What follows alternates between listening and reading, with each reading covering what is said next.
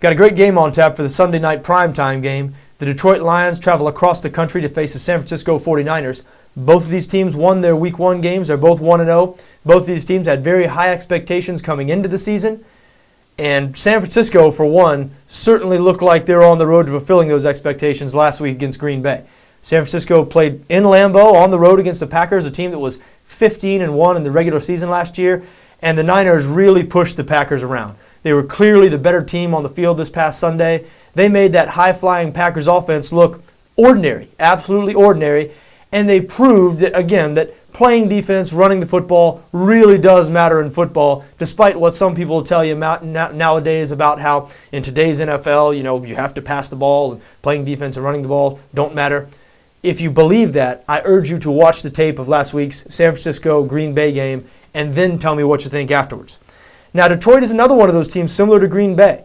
Detroit last year did not play a lot of defense. They have the personnel there to play better defense than they played last year. They were better in 2010 on defense. I expect the Lions to make strides this year. Their coach, Jim Schwartz, a defensive coach, did not sit well with him, ranking 23rd in the NFL in defense last year. So I expect the Lions to make strides in that area this year. But they still, their offense is better than their defense. And on offense, they pass to set up the run. Really, they pass to set up shorter passes to set up the run. This Lions team does not run the ball very much or very well. And if I were a Lions fan, I would like to see them get a little more balance on this offense. But, it's hard to argue with what they're doing. Matt Stafford, one of the better young quarterbacks in the league, finally stayed healthy last year. Really showed people why the Detroit Lions took him number 1 overall a few years ago. Of course, it's made a lot easier when you have the best wide receiver in the game to throw the ball to. I'm speaking, of course, about Calvin Johnson. Absolutely as good as there is. He will cause the 49ers secondary some problems. But I'll tell you what, the 49ers secondary and that 49ers defense in general, pretty solid. I do think they're going to get after the Lions in this game. Lions had trouble last week against the St. Louis Rams defense. It was terrible last year. Now, the Rams might be better this year. It's a new era there. Jeff Fisher, defensive-minded guy, is taking over there. So you don't want to overreact and say, oh, Detroit played terribly. You never know. St. Louis could be this year's worst-to-first team. But we do know, or at least we think we know, San Francisco's defense is considerably better than the defense the Detroit Lions saw last week. Remember, Detroit had a score with 10 seconds left in that game to beat the Rams. The Rams were 2-14 last year. So that was a home game for Detroit. They were 7-point favorites. So disappointing result there for Detroit. San Francisco couldn't be coming into this with any more momentum. Didn't really hear about that many people talking about San Francisco as a favorite in the NFC before the season, even though they advanced to the NFC Championship game last year. However, after that performance against Green Bay over the last few days, I've heard plenty of people talking about how the San Francisco 49ers might be the best team in the NFL. Now, the Niners are installed as a 7-point favorite in this game on BETDAQ. San Francisco -7 is the line. 46 the total in Vegas. Totals haven't been released on BETDAQ. Should happen the next few hours, the next day or so. Expect that total to be right there in that 46 range. That feels like a high total for me in this game.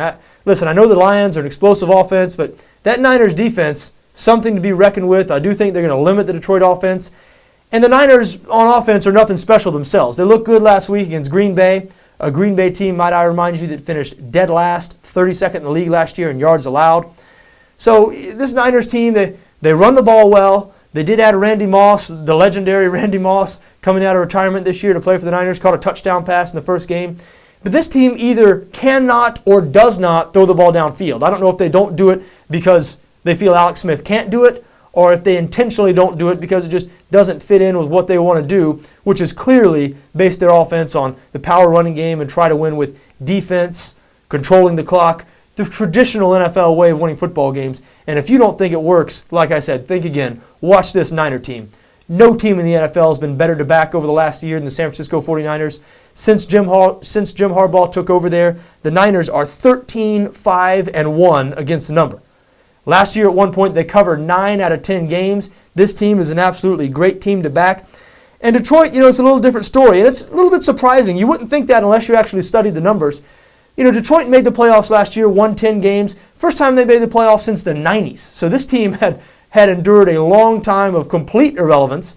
And you'd think a team like that, when they finally break through that season, their breakthrough season, you'd think they'd be a really good team to back, like the Niners were last year. Niners went worst to first in the division last year. As a consequence, they were a great team to back. People underestimated them the whole year. That was not really the case with the Detroit Lions last year. Detroit actually ended up going 7-10 against the spread, a losing record against the number, which to me is indicative of maybe odds makers and the betting public thinking that was going to happen a year or two before it ended up happening for the Lions. Everybody was sort of thinking, well, what are they waiting on? The pieces had been there in Detroit, at least on the offensive side of the ball, for a couple of seasons. Now, Matt Stafford not being able to stay healthy was a big reason they were never able to fulfill that potential until last year. Also, a defense that was absolutely porous until 2010 at least was a huge reason for that. But still, Detroit, their last 8 games they've played, they're 1-6-1 against the number, 0-4 against the spread in their last 4 games, an underdog. The trends clearly favor San Francisco in this game. However, I do lean towards the Detroit Lions in this game. I just feel like 7 points is too many points to give this team, especially when you play the type of offense that San Francisco does. This is not a team like New Orleans or Green Bay who's going to come out there and pile on the points and blow people out and win games just because they outscore people. San Francisco is going to work the clock, is going to run the ball. Alex Smith, the controlled passing game, the consummate game manager. They're going to play great defense. It all lends itself towards closer games. And, I don't know if I'll actually make the leap and bet on Detroit in this game. It's easy for me to say right now on a Thursday, I like Detroit in this game. Once the rubber meets the road on Friday and Saturday and we're actually making final decisions, that's when I'll evaluate just how much confidence I have in Detroit. But right now, the Detroit Lions, a team like that, getting 7 points against an offense that is not explosive, that sounds like a pretty good deal to me.